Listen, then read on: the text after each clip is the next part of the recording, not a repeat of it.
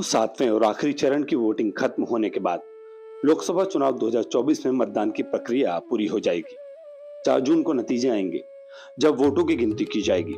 लेकिन वोटों की गिनती से पहले 1 जून को मतदान खत्म होते ही सभी पोल एजेंसियां और न्यूज चैनल एग्जिट पोल जारी कर देंगे। नमस्कार, मैं हूं आलोक और आप देख रहे हैं विनेशन न्यूज। ये एग्जिट पोल कितने सटीक बैठेंगे ये तो 4 जून को ही पता चलेगा, लेकिन उससे पहले एग्जिट पोल से जुड़ी अहम बातों को समझने की कोशिश करते हैं और देखेंगे कि 2014-19 के लोकसभा चुनाव के एग्जिट पोल और असली नतीजे क्या थे। एग्जिट पोल और ओपिनियन पोल में क्या अंतर होता है ये भी समझेंगे। एग्जिट एक अंग्रेजी शब्द है जिसका मतलब बाहर निकलना है, इसलिए एग्जिट शब्द ही बताता है कि ये पोल क्या है।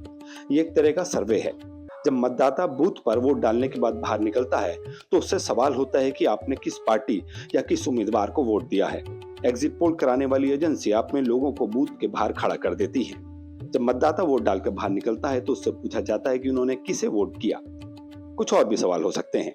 मतदाताओं से मिले इनपुट के आधार पर रिपोर्ट तैयार की जाती है। यह अनुमान लगाने की कोशिश की जाती है कि चुनाव के नतीजे क्या होंगे।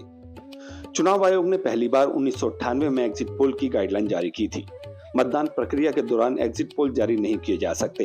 एग्जिट पोल अंतिम वोट डालने के 30 मिनट बाद ही जारी करने की परमिशन है। एग्जिट पोल या ओपिनियन पोल जारी करते वक्त सर्वे एजेंसी का नाम, कितने मतदाताओं से और क्या सवाल पूछेगा ये बताना होता है। नियमों के अनुसार मतदान के अंतिम चरण यानी 1 जून को शाम 6:30 बजे से पहले एग्जिट पोल डेटा जारी नहीं किया जा सकता। एग्जिट पोल जनप्रतिनिधित्व अधिनियम 191 की धारा 126 से द्वारा कंट्रोल किया जाता है। ओपिनियन पोल भी एक तरह का चुनावी सर्वे है, मगर इसे चुनाव से पहले किया जाता है। इसमें शामिल होने के लिए मतदाता होने की शर्त नहीं है। इस सर्वे में विभिन्न मुद्दों पर क्षेत्रवार जनता का मूड आकलन किया जाता है। जनता किस पार्टी या नेता से कितनी खुश है या नाराज है, इसका अनुमान ओपिनियन पोल से लगाया जाता है। Axis My India, CNX, C Voter, Ipsos, Chanakya, VMR समेत भारत में कई प्रमुख एजेंसियां हैं। ये एग्जिट पोल और ओपिनियन पोल करती हैं। भारत में दूसरे आम चुनाव के दौरान 1957 में Indian institute of public opinion ने पहली बार चुनावी पोल किया था। इसके प्रमुख एरिक डी कोस्टा थे। उसके बाद 1980 में डॉक्टर प्रणव राय ने एग्जिट पोल किया। 1984 में उन्होंने दोबारा एग्जिट पोल किया। उसके बाद 1996 में दूरदर्शन ने एग्जिट पोल किया था। ये पोल पत्रकार नलिनी सिंह ने किया था। फील्ड वर्क का काम centre for the study of developing studies ने किया था, यानी CSDS ने। उसके बाद ये सिलसिला चल पड़ा। विशेषज्ञों का कहना है कि पिछले कुछ सालों में एग्जिट पोल की सटीकता में सुधार हुआ है। 1957 में एग्जिट पोल शुरू होने के बाद कम से कम एक पहलू में बहुत सुधार हुआ है, जो कि सैंपल साइज है।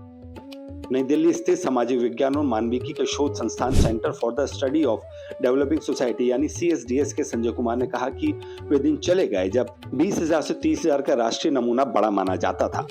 2019 के लोकसभा चुनावों में एग्जिट पोल करने वाली एजेंसियों ने NDA के लिए लगभग 285 सीटों की भविष्यवाणी की थी। हालांकि भाजपा के नेतृत्व वाले गठबंधन ने 353 सीटें जीतकर शानदार जीत दर्ज की, जिसमें अकेले भाजपा ने 303 सीटें जीती थी।